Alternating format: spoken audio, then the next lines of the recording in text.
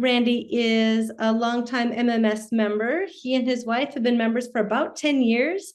They're also active members of the Wisconsin Mycological Society and the Geological Society of Minnesota. Currently retired, Randy taught biology at Metro State University in St. Paul for 25 years and at St. John's University and College of St. Benedict for 2 years. His favorite mushroom is Panellus stipticus.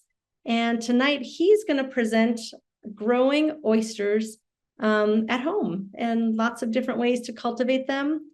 Randy does a lot of workshops and shares his knowledge and often shares mushroom spawn. So Randy, thank you so much for being here and for sharing your knowledge with us.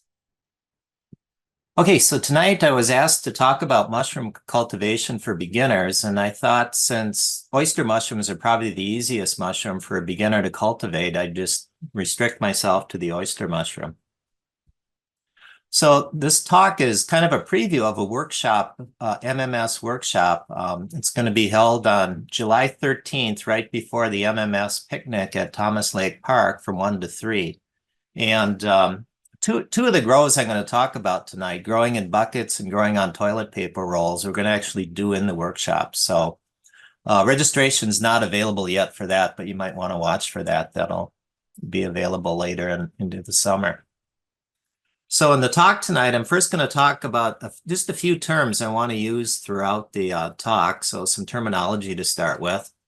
And then I want to talk about the most commonly grown cultivars of oyster mushrooms, basically 4 of them that you find in all the kits that are available, the commercial kits. And then one you won't find in kits, but it's the one I think is the best one to grow at home, the sporeless mushroom or oyster. And then I'm going to go through in some detail 3 different grows that we actually did so we could get a lot of pictures in the month of February. One is using a cultivation kit, a commercial cultivation kit. Another one was growing in plastic buckets. We did a number of different buckets for that grow. And then one on toilet paper rolls. So I'll go through those in detail, showing all the steps and then showing the progress of the colonization of the substrate and then the eventual fruiting of the mushrooms. And I want to spend a little bit of time talking about what to do with the spent grow. And that's fairly important, especially if you're growing something that's exotic to Minnesota. Talk about a little bit about biosafety and how you can make sure these things don't get loose like one of them has done, the golden oyster. And then I'm not a cook. Joanie's the cook in our family, but I'll talk just a little bit about one way to cook oyster mushrooms. Let's see. There we go. Okay, so some terminology. Let me just give her something on the screen here. Some terminology. So as foragers, we're very familiar with mushrooms. We're probably not so familiar with the largest part of a fungal body, and that's the mycelium. So the mushroom or the fruiting body, then, its sole purpose is to make spores and disperse the spores. Its sole purpose is reproduction, and that's what you see at the top here. This is a grow that we did at a workshop, MMS workshop, a couple of years ago. And the mushrooms are on the top here, but underneath there's a toilet paper roll, and that's serving as the substrate. And the mycelium is completely permeated the substrate. And the mycelium, very importantly, is the feeding part of the fungus. And in terms of biomass, it's actually most of the fungus. The mushroom is actually a minor part of the fungus. And when you cultivate, that's something you can really gain an appreciation of, is the importance of the mycelium. So some other terms, I'm going to use the term substrate. That's the food for the mycelium. And I want to distinguish between 2 different types of substrate, the spawn and the bulk substrate. The spawn is some sort of substrate that you use in small quantities to inoculate the bulk substrate, and the bulk substrate then is what you eventually fruit the mushrooms on. And bulk substrate can serve as spawn. let's say you do a grow and you're done with the grow, you can take the bulk substrate, break it up, and use it as spawn for your next grow. And that's one thing I want to emphasize tonight. That's one thing, for example, kits are really good for. You go ahead and get a flush of mushrooms. When you're done, you take the bulk substrate, break it up, and then that can be the spawn for your next run. Okay, then I've listed the 3 different nutritional types of fungi: saprotroph and parasites and predators and mycorrhizal fungi. The overwhelming majority of cultivated species are saprotrophs. Saprotrophs eat dead things. Oysters eat dead wood, for example. They're so-called wood rotting mushrooms. There are a couple parasites or predators that are cultivated. One that comes to mind immediately is cordyceps. And there's even a couple mycorrhizal. In general, mycorrhizal are very difficult to cultivate, but there are a couple there's been some success with. One is the morel, and another one would be truffles. But the overwhelming majority are saprotrophs. And again, oysters are wood rotting. And I've listed some sources of wood that are commonly used for cultivation. Sawdust fuel pellets, aspen shavings, for example, pet bedding, or aspen fibers, which are used for horse bedding. That's what I'm going to talk about in a little bit. But also straws, logs, cardboard, toilet paper, used coffee grains, grain. Really anything that has cellulose in it can be used to grow the wood rotting mushrooms. And furthermore, oyster mushrooms are white rotters. And what that means is they can degrade both the white stuff in the wood, the cellulose, or the brown stuff in the wood, the lignin. There's also brown rot fungi, a few of which are cultivated, including, for example, chicken of the woods. That only degrades the cellulose and it leaves the lignin behind. But most cultivated mushrooms are saprotrophic white rotters, including the oysters.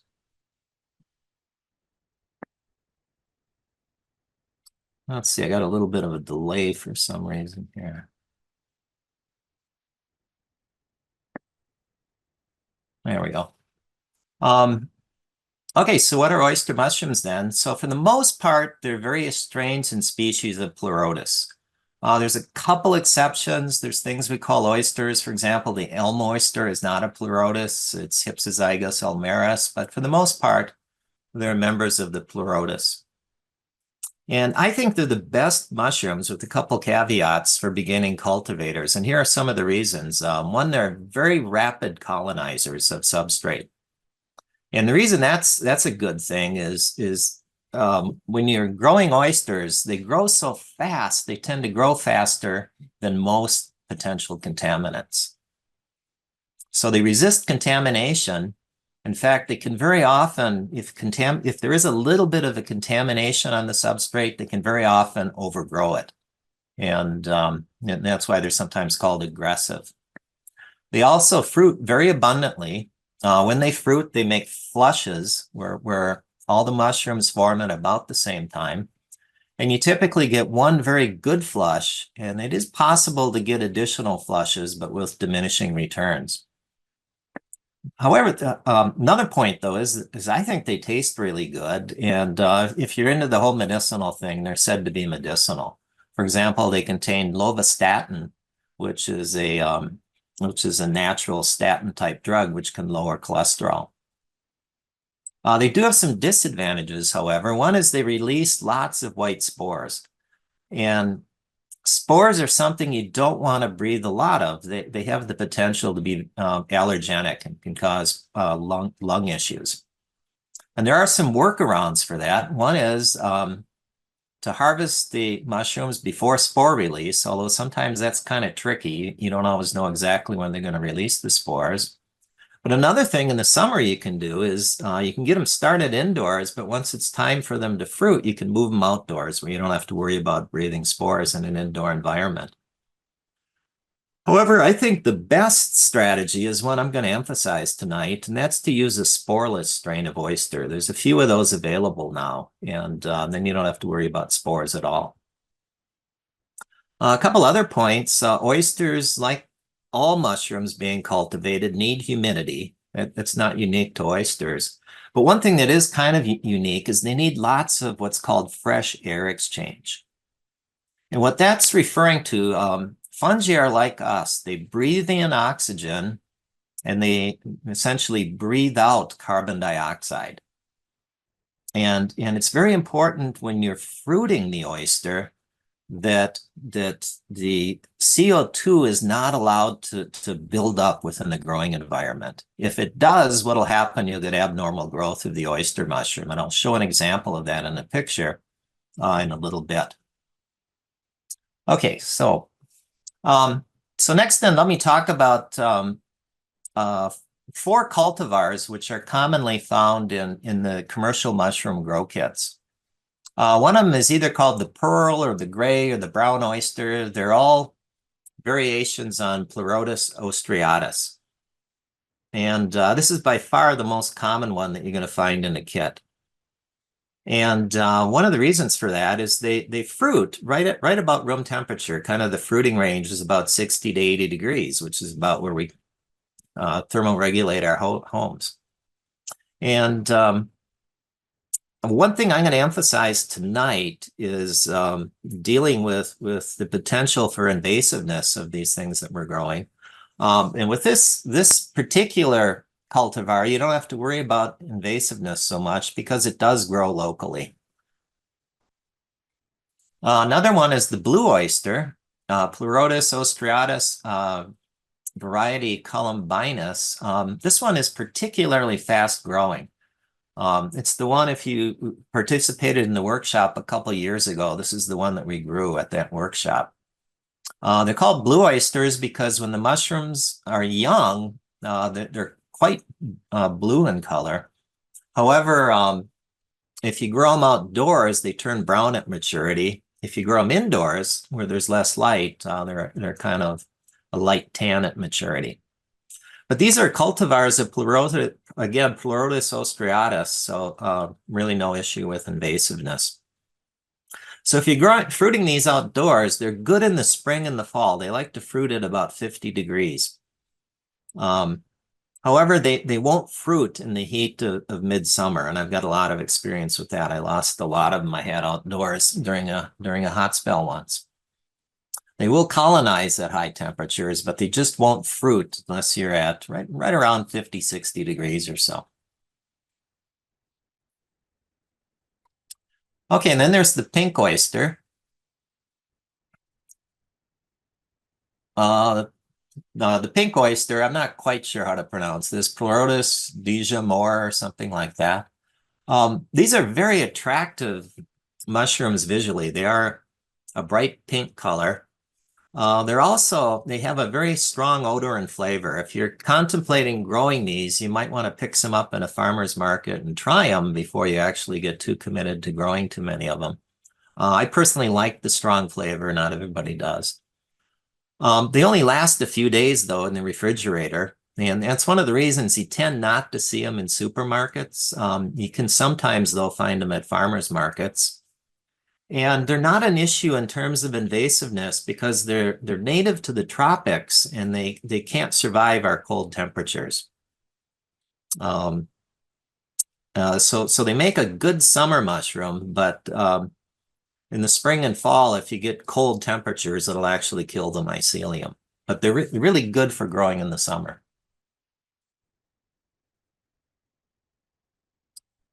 Okay, and then there's the golden, sometimes called the yellow oyster, Pleurotus citrinopileatus. And these, of course, are a problem. They're very, very invasive. In southeast Minnesota, southwestern Wisconsin, and across the northeastern United States.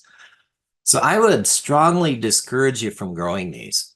However, if you do grow them, it's very important to use biosafety in terms of disposing the spent blocks at the end. And what I recommend doing is breaking the block up into small pieces and then dumping boiling water on top of them prior to composting them. Because we just don't want these things spreading in the wild any more than they already have.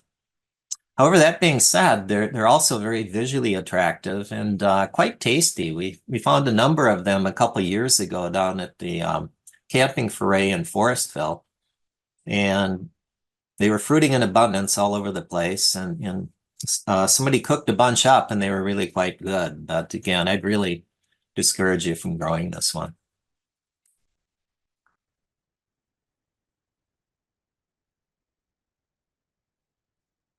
And this is something I pulled off of iNaturalist. This is where the golden oyster has been spotted in the United States. And you can see southeastern Minnesota, southwestern Wisconsin is kind of a hot spot for the spread of these things. Oh, and where their native range is too, I should mention the native range.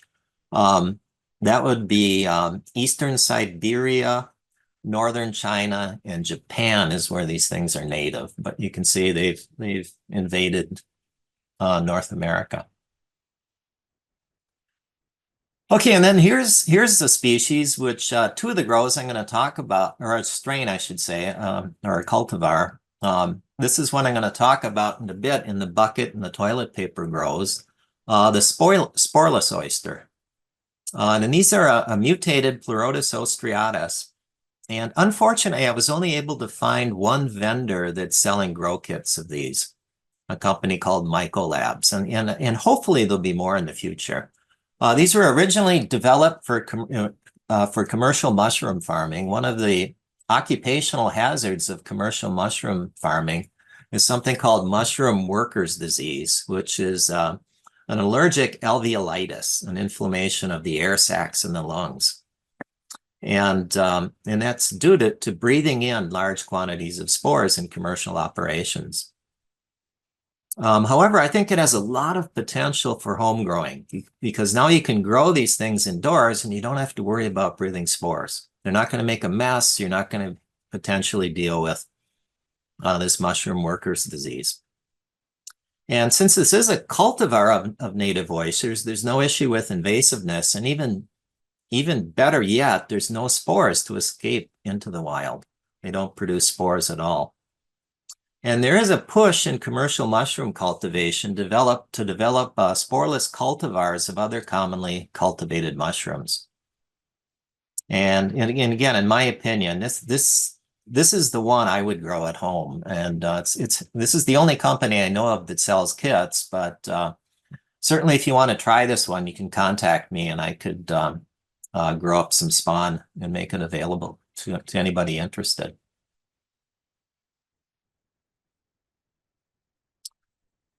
Okay, so next then, what I want to do is talk about the first of three grows. The first one I'm going to talk about is the use of a mushroom cultivation kit. And if you're just starting, this is where I would recommend starting, picking up one of these kits and getting a first successful grow done. You won't get a very high yield. They don't really give you a lot of substrate with these, but at least you'll have the ability to get through a successful grow and get a feel for mushroom cultivation. Another benefit, though, at the end, you're going to have a spent block, and you can use that as spawn for your next grow. So here's two of the larger companies that make these things, Back to the Roots and North Spore. Either of these you can get on something like Amazon. I know Back to the Roots and Season you can get at Home Depot, and I've seen the North Spore kits at Girton's Nursery out in Inver Grove, kind of close to where we live. A local source would be R&R Cultivation. This would be the pearl oyster here, I assume. Unfortunately, sells golden oysters. I wish they didn't, but they have the pink, and then they also have shiitake and lion's mane available as kits. Another kind of local grower. This is, I don't know if you can see the URL, but this is Tavis Lynch in Cumberland, Wisconsin, who I'm sure a lot of you know. He sells kits, and notice one thing I like, if you look at the oysters that he sells, he doesn't sell goldens. He did at one point until he started seeing them growing invasively in the wild, and he took them out of his catalog at that point.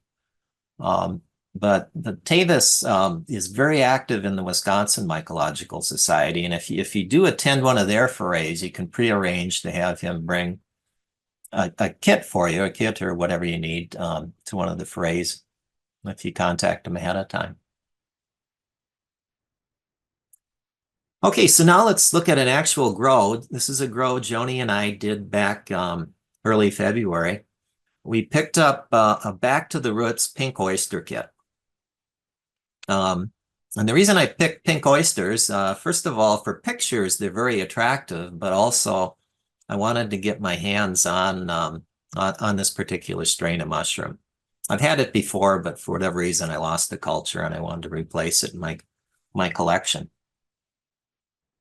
And this kit on Amazon, I think it was $17 for kind of a small kit. The block itself was only 1.5 pounds. So it didn't produce a lot of mushrooms, but we got the pictures we wanted and I was able to grab the strain. So if you open up the kit, what you find inside is instructions, a little spray bottle, and then a bag of substrate. What this probably is supplemented sawdust spawn. And you can see for the pink oyster, not only are the mushrooms pink, the mycelium's pink, and we're going to see in a minute the spores are pink too.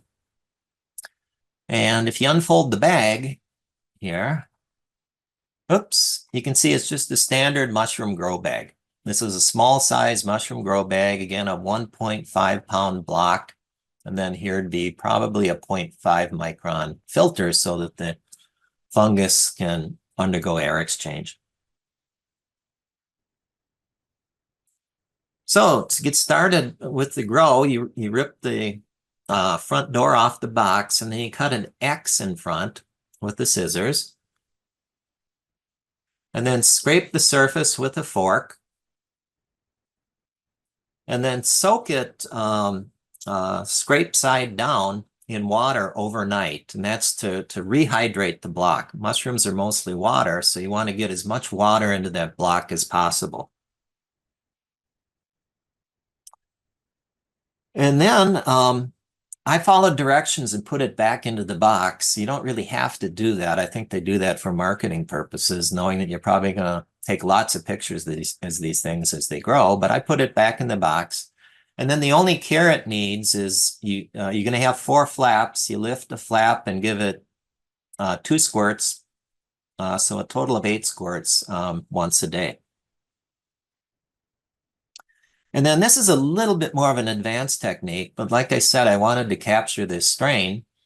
So what I did is when I opened it up in an aseptic environment and then removed a little bit of the substrate and then put it under aseptic conditions onto a petri dish containing a growth medium.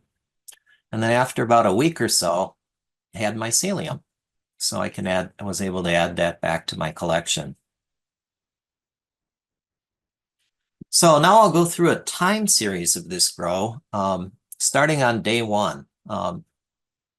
So day 1, this is what it looked like. I messed up and forgot to take a picture on day 2, but here's day 3. And what you can see on day 3, it's already starting to pin. Notice these intensely pink pins starting to form. Day 4, it's really pinning like crazy. And at this point, I took it out of the box so I could put it into a humidity chamber. And here's what I used for a humidity chamber. This is just simply a seed germination tray with a humidity dome. And what that does is it maintains not only humidity, but also fresh air exchange. Notice there's a vent right up here on the top, and then there's a vent on each side. So it's got both humidity and it's got air exchange. You're getting rid of the CO2 and taking in fresh oxygen. Here's day 5. I just removed the humidity dome to take the picture, and you can see the mushrooms are starting to form really well at this point. Day 6. day 7, notice that I moved them out onto the porch. I got lucky that they had just started to drop spores. You can see the pink spores down on the bottom here. I didn't want them dropping spores all over the house. I got lucky, moved them outdoors, and we ended up harvesting them on day 7. And there's our harvest. And at the end of the presentation, I'll show you how we cook these up.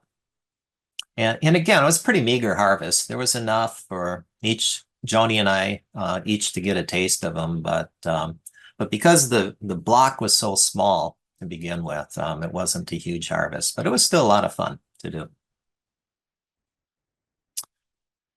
Okay, so now let's say you've done a grow using one of these commercial kits. What do you do with the spent block? Well, if you want to continue, what you can do is now use your spent block of bulk substrate. You can use that as spawn to inoculate fresh bulk substrate.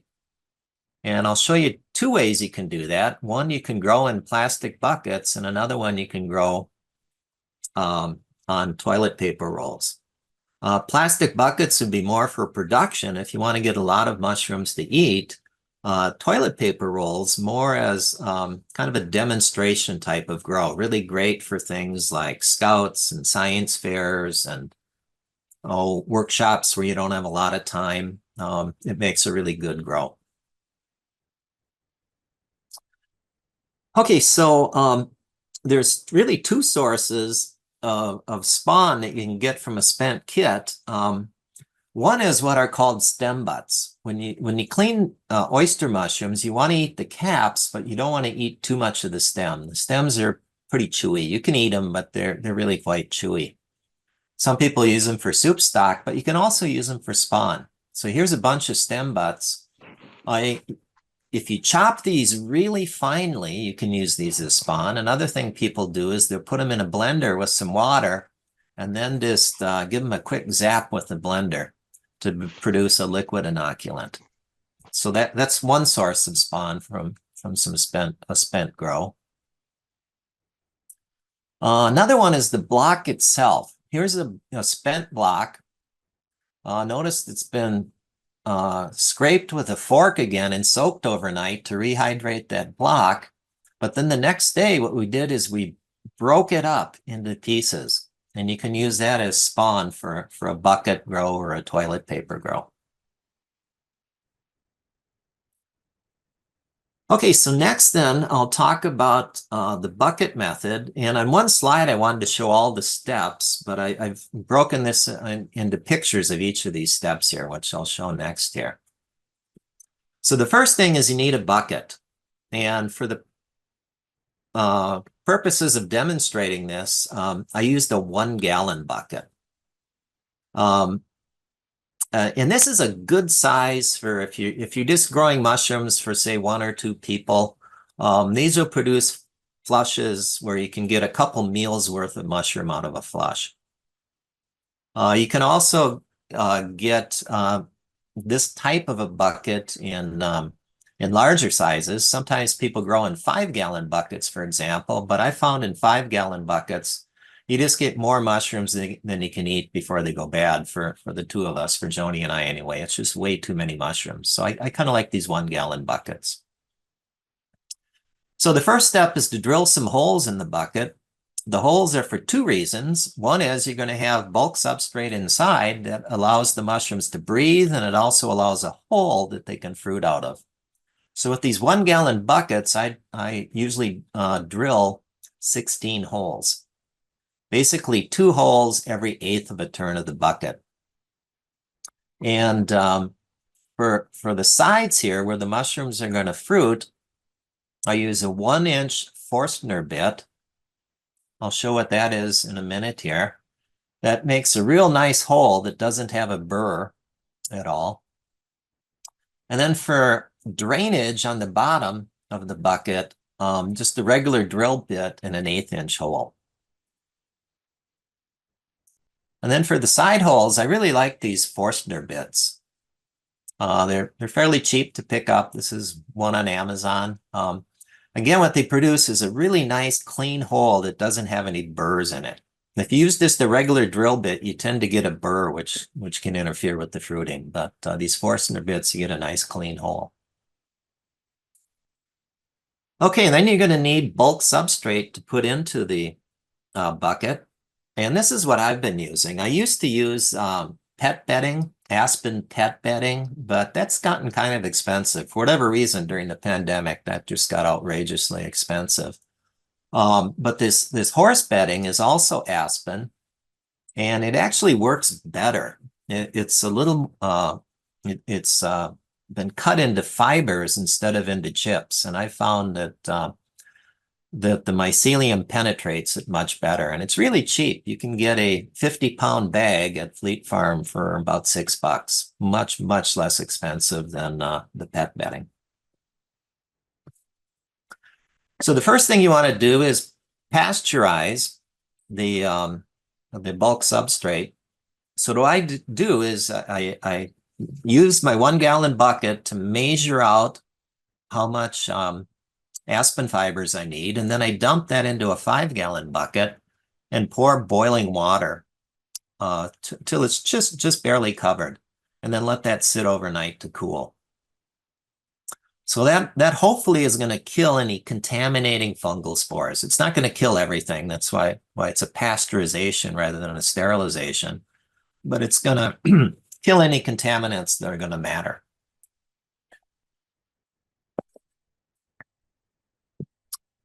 And then the next day, what you can do is, in some fashion, you need to mix the bulk substrate with the substrate. You can mix it all together. That works perfectly fine. I prefer to layer, though, and I'll show you why in a minute, why I like to layer. So about 1 inch or 2 of substrate, about maybe 1/2 inch of spawn, and so forth until it's full. And then the holes I like to cover with micropore tape. And what this is, it's a breathable tape. And the reason I like using this is it keeps insects from getting into the mycelium and laying eggs. There is a type of a gnat called a fungus gnat that really likes to get into mycelium, and this tape will prevent that from happening. I've also found, too, this is a 3M branded product. There are knockoffs of it that are cheaper, but they're just harder to work with. The genuine micropore tape works the best here, I found. So there's no further care needed. After a few weeks, the mushrooms are flush. And here's a flush of the sporeless oyster from the bucket that we just saw being prepared.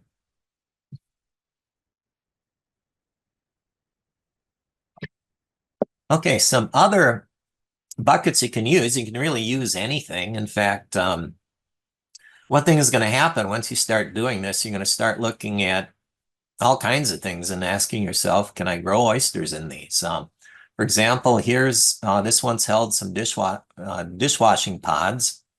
We grew some sporeless oysters in it. Here's a 5-gallon bucket.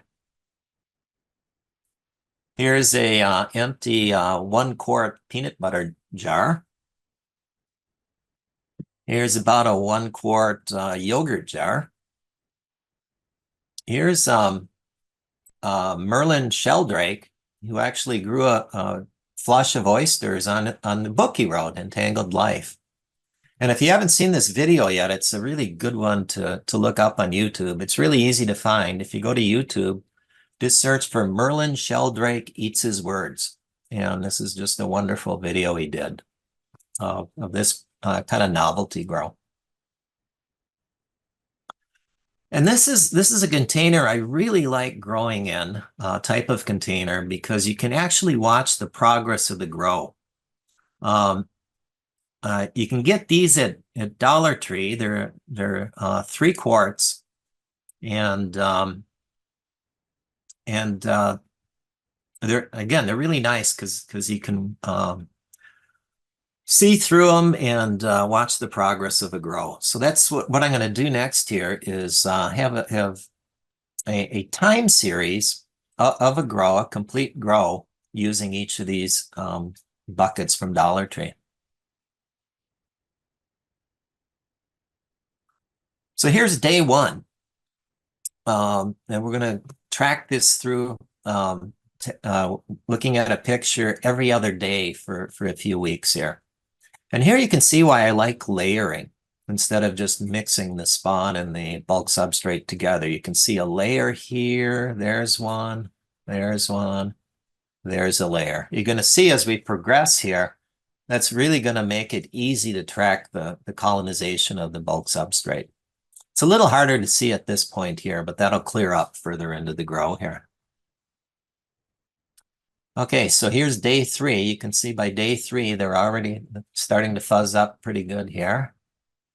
Day 5, day 7, 9. I forgot to take a picture on day 11, but here's day 13. You can see especially over here, the bulk substrate's almost completely colonized at this point. Here's day 15, and you can see something starting to happen. You can see there's a little bulge right here, little bulge right there, and you can see the tape's being pushed away over here. What's happening is the mushrooms are starting to fruit. This is what's sometimes called the pinning stage. They're starting to pin.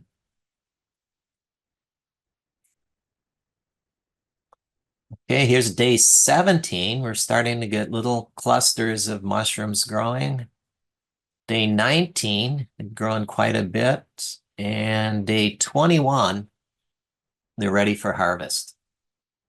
And again, one thing I really like about sporeless oysters like this, you don't have to worry about them dumping spores all over the place here. And you also have a lot of flexibility in terms of when you harvest. You don't have to really start watching them around harvest time so you catch them before spore production.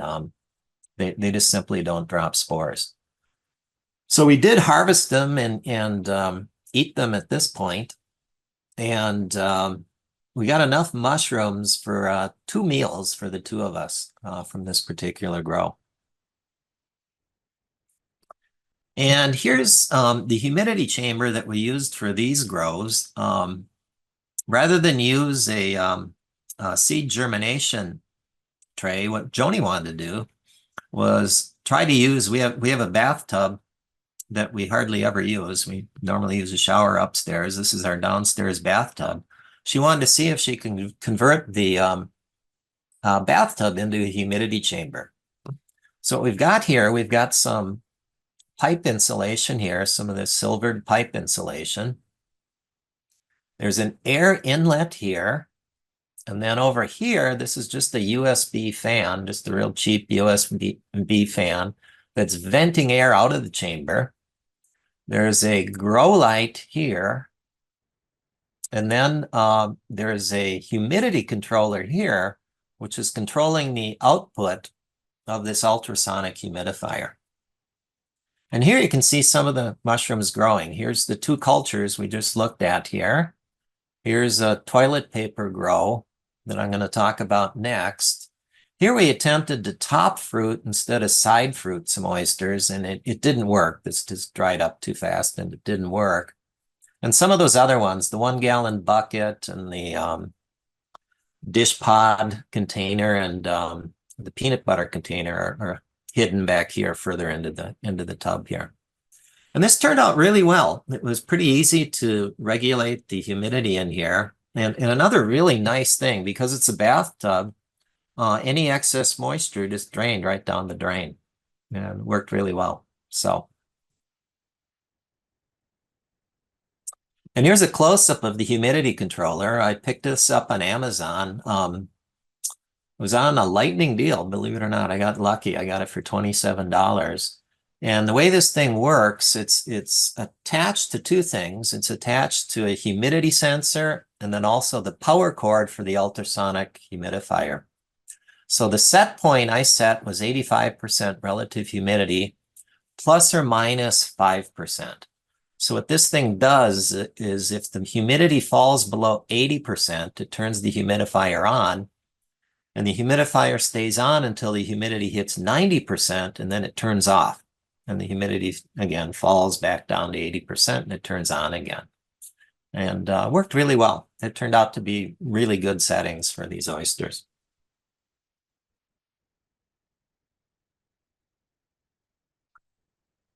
Okay, the next grow then is a toilet paper grow. And again, this is a good grow for kids if they need a science fair project. Things like scouting, scout meetings, I know it's been used for. I provided some spawn a couple years ago for a woman who was having a birthday party for a grade schooler that was really interested in science, and they all had success with this. So this is a grow. You're not going to get a lot of mushrooms, just a few, just a nibble if you're going to eat them. But again, really good demonstration grow.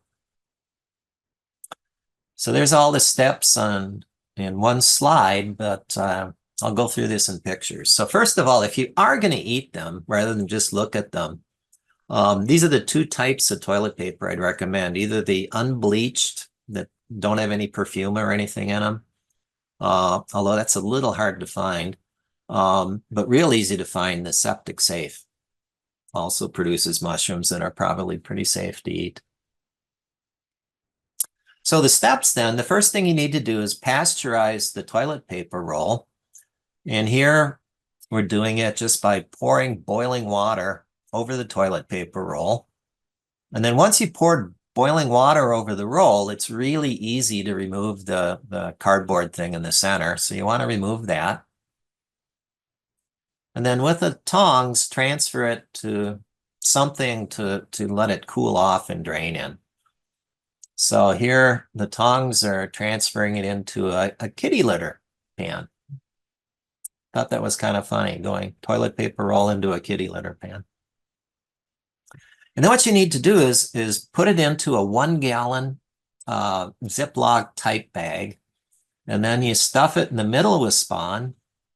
And then you kind of open it up on the sides and stuff spawn in to where the toilet paper separates. Then you put some spawn in the bottom. And then you need to let it breathe. So you close this up, and then in one corner, you put a filter. You can use either polyfill or a cotton plug. And if you're not familiar with polyfill, it's this, I'm getting a bit of a lag here again, but it's this stuff that you stuff in pillows and teddy bears and that sort of stuff. Really inexpensive. Here's an Amazon source for it. So there's the filter so it can breathe. Again, polyfill is preferred because polyfill is hydrophobic. It's not going to absorb water like cotton does. And also the oyster mycelium won't colonize it. Cotton, if it gets wet, the oyster mushroom mycelium will colonize it and plug the filter. So polyfill is recommended, but in a pinch, cotton will work too. Just something so it can breathe. Okay, so let's look at a time series. Here's day 1, day 3, day 5, day 7, 9. I missed day 11 again, but here's day 13. Notice that the bulk substrate's pretty thoroughly colonized at this point. Day 15, it's starting to show pins. And here I made a mistake. What I should have done at this point is rolled the bag down to allow for more fresh air exchange and put it in a humidity chamber. I forgot to do that until day 17. Here's day 17. You can see here, you're getting long stems and little teeny caps. But fortunately, these recovered. I then rolled down the bag and got a successful flush out of it. So here's day 19. Here's day 21. Okay, again, not a lot of mushrooms, but still, it shows the mushroom life cycle. Good for educational purposes. And here's something I did as kind of an experiment. These did get reasonable fresh air exchange, not perfect because I was a little late introducing fresh air exchange, but they still got it. It got adequate fresh air exchange. These I deliberately didn't roll the bag down. And you can see what happens. You get long stems and real teeny, poorly developed caps. So that is one of the caveats of growing oysters. They're easy to grow, but they need lots of fresh air in order to grow properly.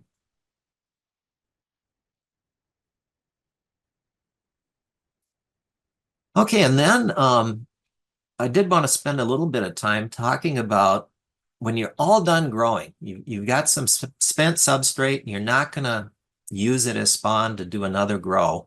What do you do with it? And what I recommend is biosecurity. What you want to make sure is that you're not turning this thing loose into the environment where it potentially could be invasive. So what I recommend doing is take your spent block, break it up into small pieces, throw it in a 5-gallon bucket and pour boiling water on it. What that'll do is it'll kill the mycelium, and now you can simply compost it. Another thing you can do is if you have wood chips like we do in our yard, sometimes we spread them on the wood chips. Sometimes Joanie spreads them in her garden. But the point is that they're now not going to reproduce out in the natural environment and potentially lead to an invasion. Okay, and finally, just a little bit on cooking oyster mushrooms. Again, no expert on this, but I thought I'd just show this. So here's the harvest from the pink oyster kit grow that we did. So what we like to do is dry saute these first. So you just throw them on medium heat into a saute pan, and then you saute them for a bit until most of the water has been drawn out of them. And you can kind of monitoring that by watching them shrink. So here's the dry saute. Notice they've shrunk down, but they haven't browned yet. Notice they've lost a lot of their pink color, but they haven't browned yet. And then you can throw oil in, and then they'll brown up. And again, that was our yield from the kit. We split that in half, and we each got a taste, but it wasn't exactly a full meal by any means. But again, the pink oyster, very tasty mushroom.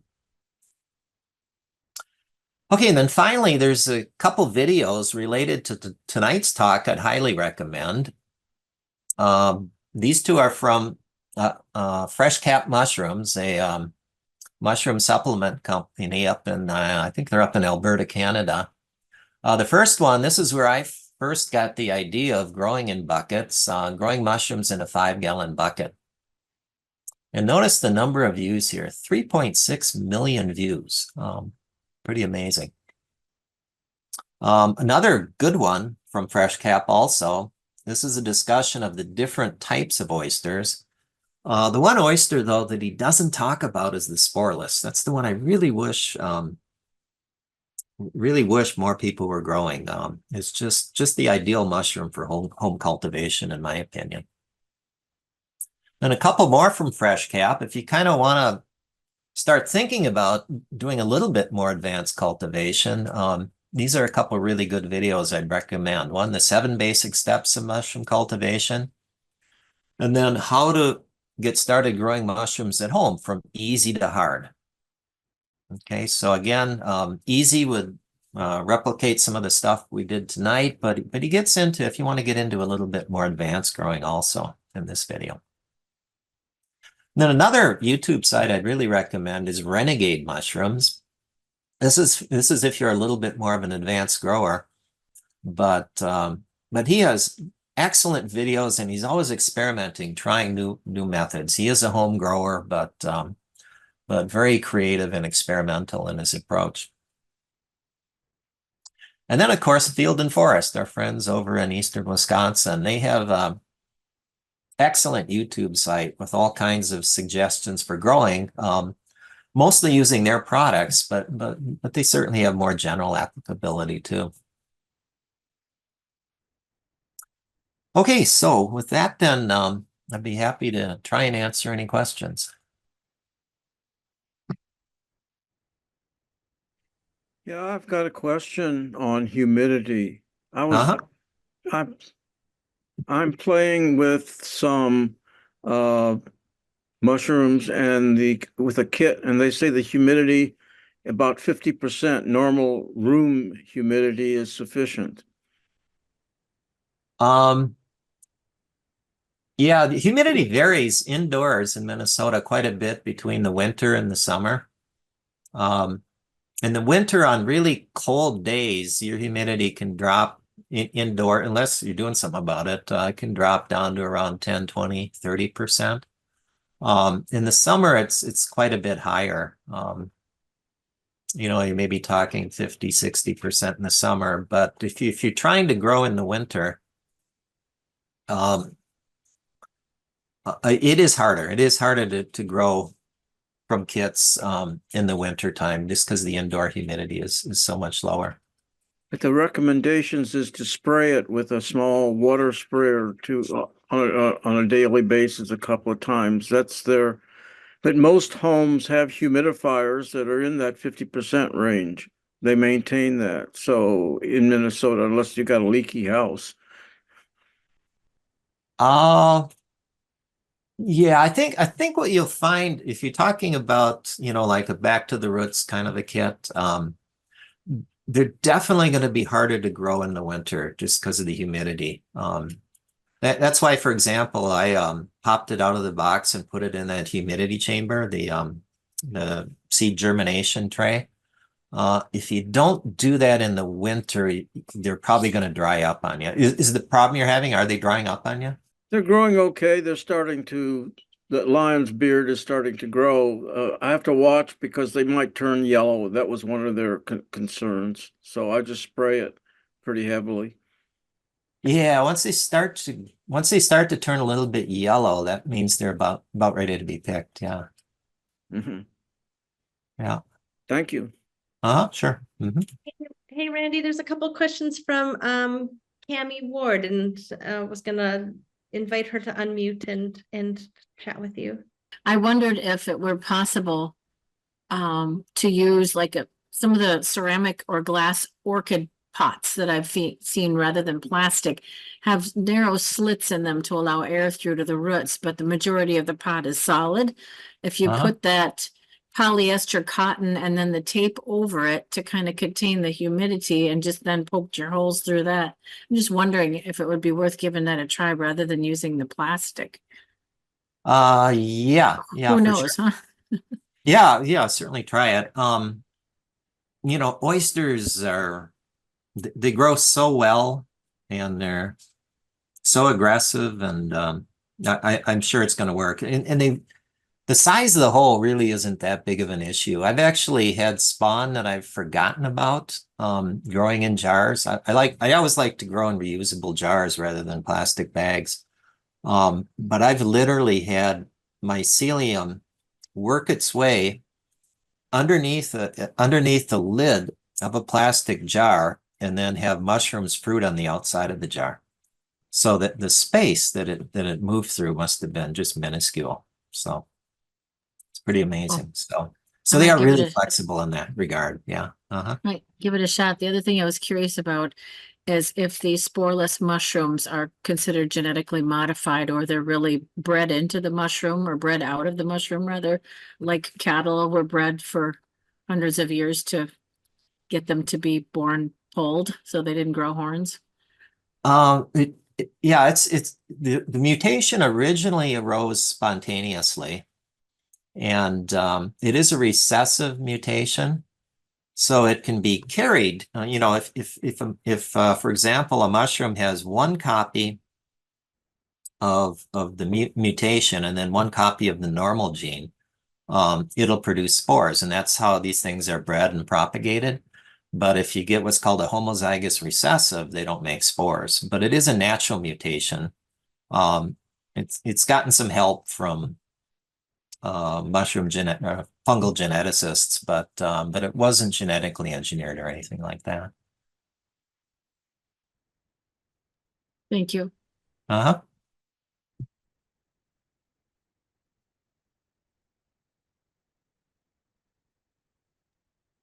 Any other questions for Randy?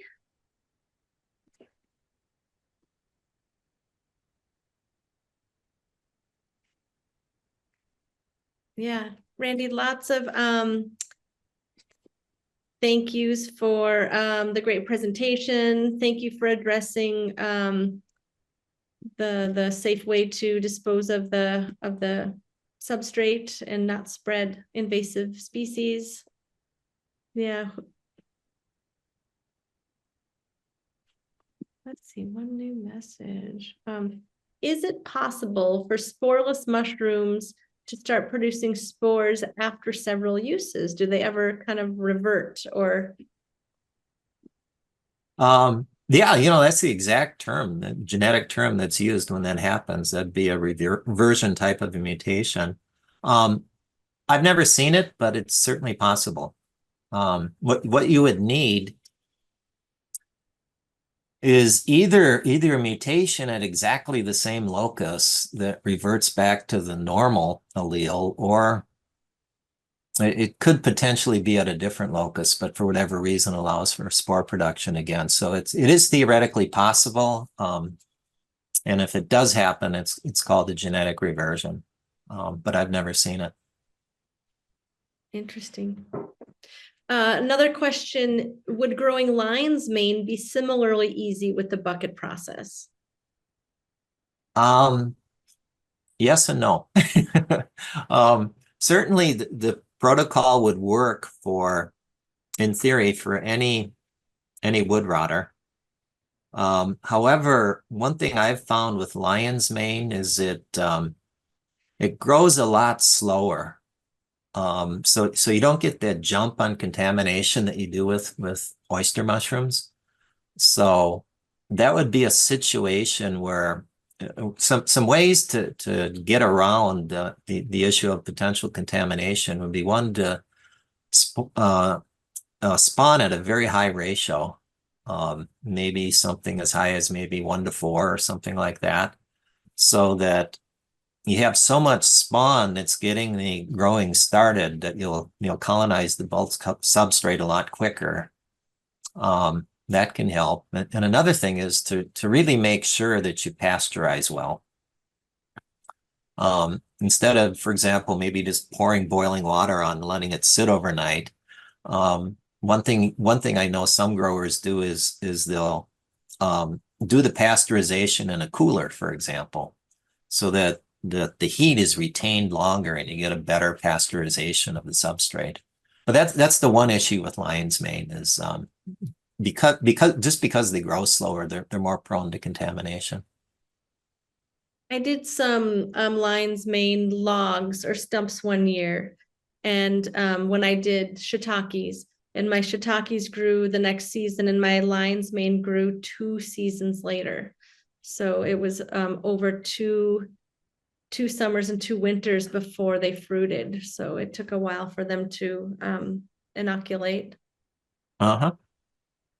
But let's see, other questions. How do you store, this is from Elaine, how do you store and keep those mycelium who grew in the Petri dish? Yeah, the Petri dishes will eventually dry out.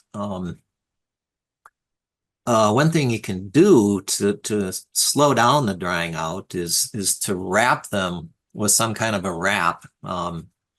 There is a laboratory product called parafilm that you can use that's breathable, but it's fairly expensive. But you can also just wrap them with saran wrap and put them in the refrigerator. Another way to do it, though, is to and again, this is more an advanced technique, is you can take a plug of that mycelium or take an agar plug out of the dish, and you can introduce it into liquid culture. And liquid culture, if you use a relatively low nutrient liquid culture, what'll happen is the mycelium will grow until it uses up all the nutrients. And then what'll happen is it'll quit growing. And then you can simply store it at room temperature for years. In fact, I read a paper a while back where a group working with some forestry pathogens had left some stored that way for 30 years, and they were still viable after 30 years. So that's the best way to do it, is to get it into liquid culture. I noticed that more places are selling liquid culture now, whereas you used to just buy it when it was more of the bulk spawn. Yeah. In fact, if you do that, there's a couple companies I can really recommend that sell these. One is the Cultured Mushroom. They have a website. Another one is Mycelium Emporium. And then another one I really like using is Spore and Sprout. And the reason I like using them is they have really good prices, for one thing. And another one is he's got a really good YouTube site with, I should have actually included that as one I recommended. He's got a real good YouTube site on cultivation. We have a few more questions. This is from Paul Egger. My recollection from the workshop several years ago is that we did not use boiling water.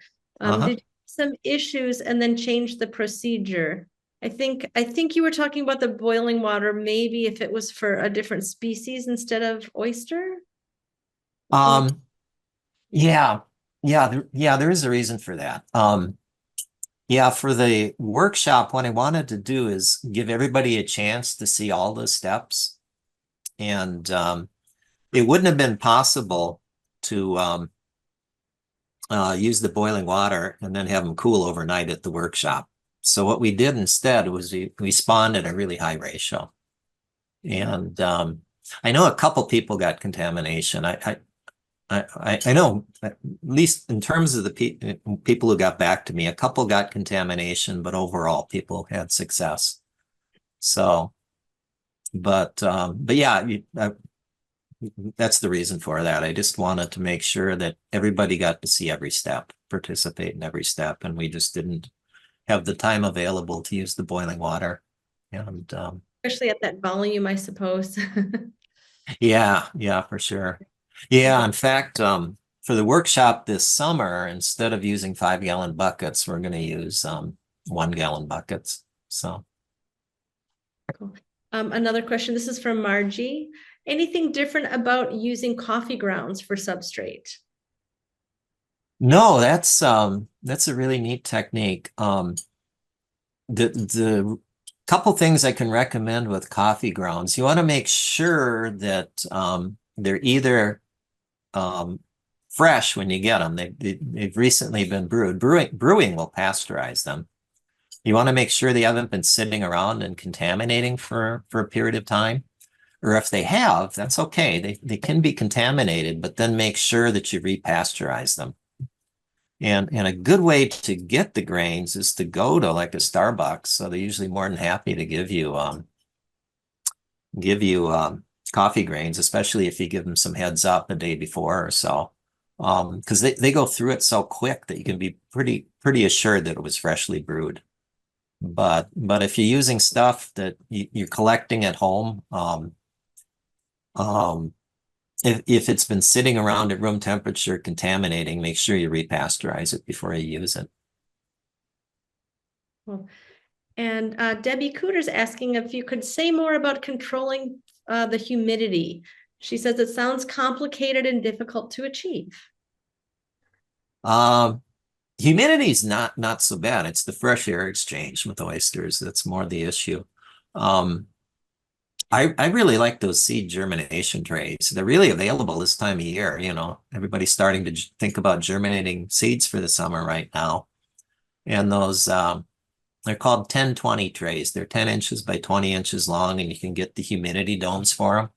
Those work really good as humidity chambers. And what I do, I had one here, but I had one on the floor here, but I did some cleaning up before the talk, so I didn't have a messy office here.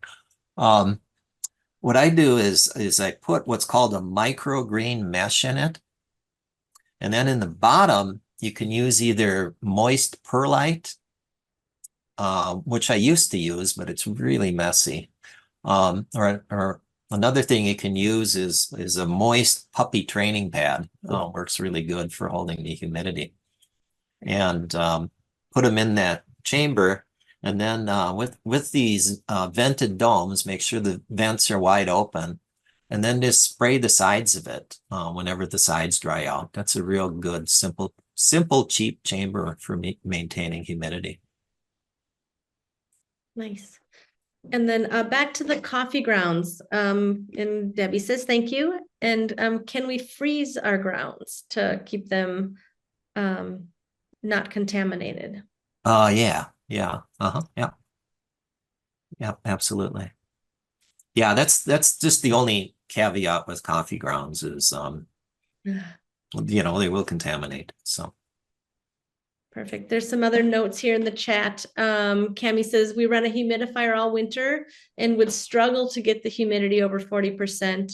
And Barry says when in the winter when it's cold outside and the humidity is very low, you need low humidity in the house too, or you're putting moisture on your walls. You can Google your indoor humidity, what your indoor humidity should be based on the outside temperature. Yeah, I've got one of those. I think Ron has one of these too. You see them for people who start seeds. It's just like it's like a plastic tent that you zip around a shelf for growing seedlings. I've seen people kind of put things in those too to keep things humid. Yep. Done the indoor growing. I've only done the outdoor growing. So. Yeah, that's one general recommendation is whether you're growing indoors or outdoors. Of course, growing outdoors in the winter is not an option, but if you're growing indoors in the winter, it's going to be a lot harder than growing indoors in the summer just because of the humidity issues. But outdoors in the summer is probably ideal. Yeah. I've seen those really expensive growing chambers that kind of like automate it all for you. Have you guys seen some of those home use ones? I mean, they're still many hundreds of dollars, and I didn't consider myself a serious enough grower to invest in one, but they look cool.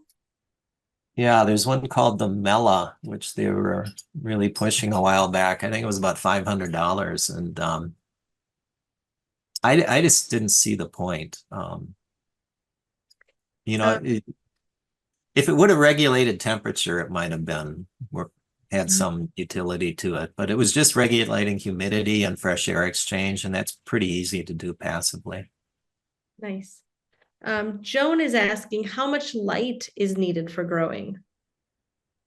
In terms of needed, none. You can definitely grow mushrooms in the dark. However, they won't pigment. They won't be as attractive. They're just like us. They basically suntan in the sun. And just like us, in order for mushrooms to make vitamin D, they need exposure to the ultraviolet and some sort of a light. So if you grow them in the light, they'll pigment and be more attractive, and you'll get more vitamin. I said D, didn't I? Vitamin D. Yeah, you'll get more vitamin D. Randy, thank you for being so generous with your knowledge, and I know you're always trying things and kind of keeping us up to date on what you learn from experiments too. So I really appreciate it.